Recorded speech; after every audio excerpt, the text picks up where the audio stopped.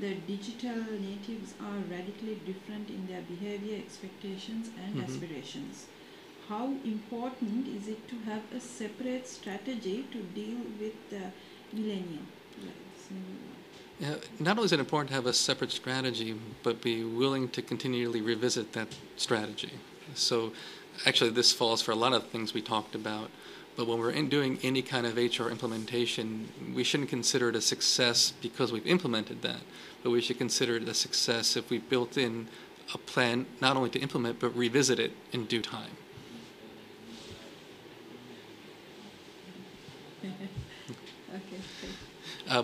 So success should not be marked by implementing a strategy, but implementing a strategy that gets revisited over time. Because certainly today we're talking about millennials, but once we have a new term for the next generation, which will probably happen sooner than we expect, we're going to have to change yet again. But certainly we need to start somewhere. So some things that we're already starting to see is that as people move into this new age that we're dealing with, their interests are more varied and wide. And in a lot of sense, people have more options than they've ever had before. So whereas 50 years ago, maybe even less in certain places, your career path was pretty well defined at an earlier point. And that still happens. But we're seeing more and more the trend to be people are coming out and not knowing where to go with their career.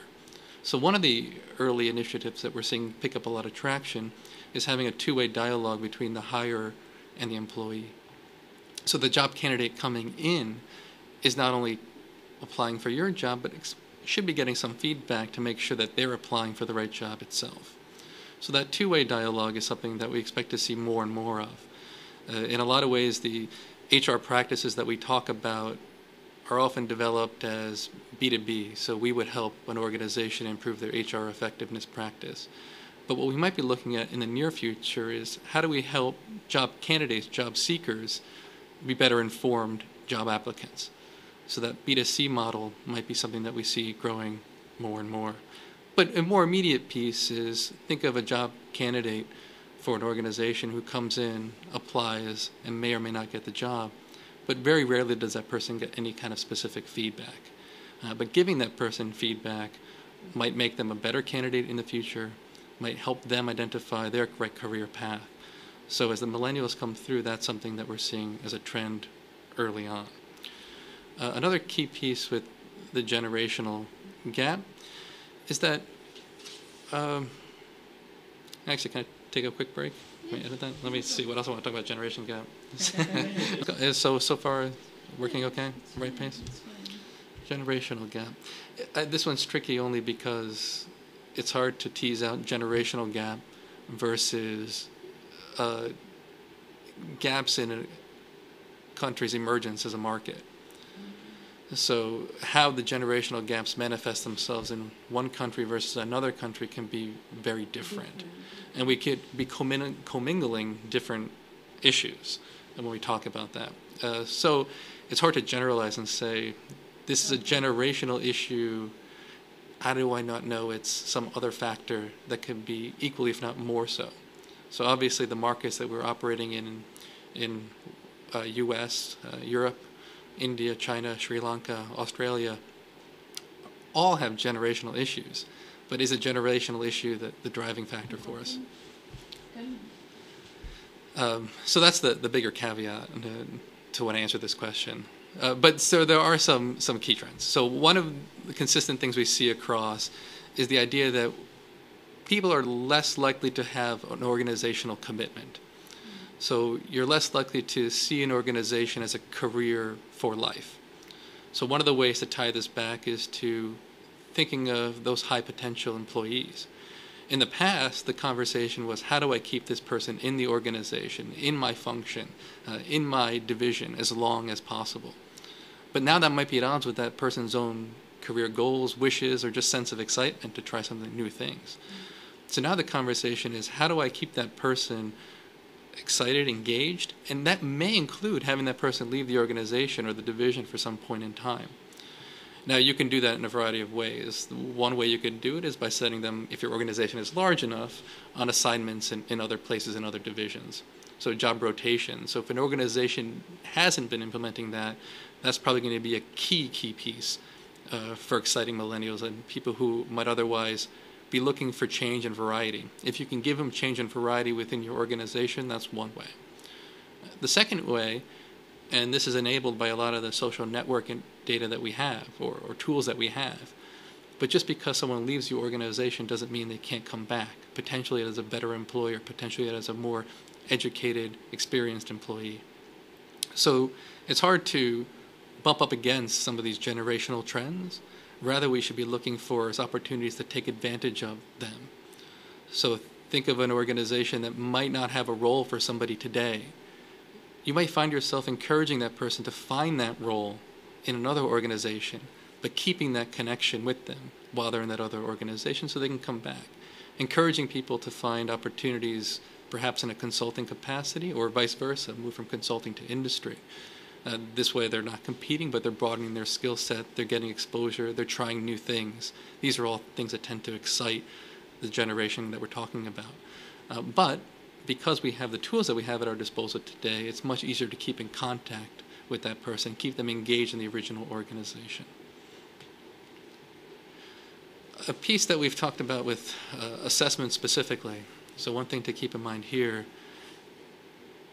there are other ways to engage people. So some of the trends that we've heard a lot about have been gamification of assessment.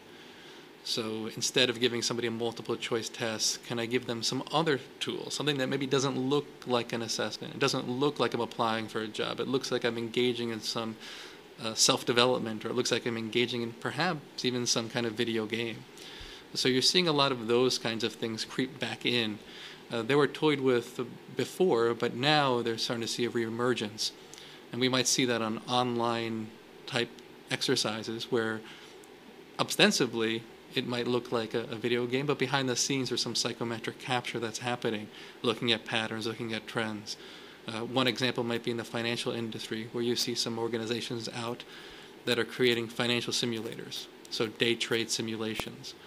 And by scoring either high or low, you're getting a sense for this person's financial acumen via a game, via a simulation that people might be doing, not because they're looking for a job, but because they feel like it's something that they're learning or they just simply like to do. And now you can use that data to help identify who might be a good employee for that organization. So that's one thing that we're seeing. On the flip side, another thing that we're seeing is people have digital profiles now. And those are things that might be used by organizations to improve hiring decisions. So if you look at your behavior on social network sites, what can we infer about your personality, about your strengths, about your weaknesses, about your tendencies? And what that can allow us to do is assess people with a lot less time, because now we have a lot more information about this person that we otherwise would not have had. Now, certainly that last point comes with pros and cons. We have the issue of privacy. We have the issue of, should I be looking at these kind of profiles? But when we look at the course of the past 10 years, when privacy and convenience have come at odds, usually convenience is won.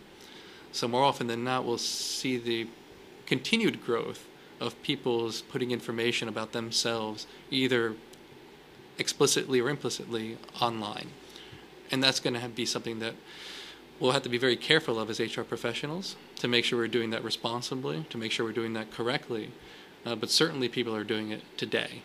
And I don't think there's a whole lot in it for us to tell people not to do it, but rather tell people how to do that responsibly. And looking in the future, we might find people being a little bit more catering of their digital profile. And we're starting to see that already with some sites, where people are putting information up there in order to attract attention. So some social network sites are catered, maintained, and treated as a resume in and of themselves. So as people start to do more and more of that, we might find that source of data to be more and more valuable. And certainly the millennial trend is to lean towards that kind of behavior. Where do you see us? Can I ask you from a South Asian perspective, as opposed to the South Asian countries, where do you see Sri Lanka? Uh, the aspiration and the sentiment is quite positive, so that becomes immediate. So even though my tenure in Sri Lanka is relatively short, that point has become very well explained and very prominent. So you immediately see that piece here. So what that may find itself doing is escalating a growth path that's potentially quite high, whereas we've seen the economy not necessarily stop in China and India. It certainly isn't growing at the rate it has, which means there might be space for others to pick up, perhaps even in a short term, a very rapid growth. And what we're also seeing here is the conversations are progressing a little bit more rapidly. So we're seeing a lot more sophistication in the HR function amongst the HR professionals in Sri Lanka. What might contribute to that is a relatively close network of HR professionals, even across industry. Being a relatively smaller market that's progressing quickly, that network can share a lot of information and reach some of the more innovative behaviors in the HR practices more quickly. I think one thing we see is just a general trend in a lot of research around innovation is that close proximity tends to breed innovation. And if the concentration of these HR professionals are in Colombo and are working together, that'll quickly lead to escalation of ideas, concepts, trial and error, and therefore might have an opportunity for you to start implementing HR practices or even new HR practices that you might not find in other emerging markets.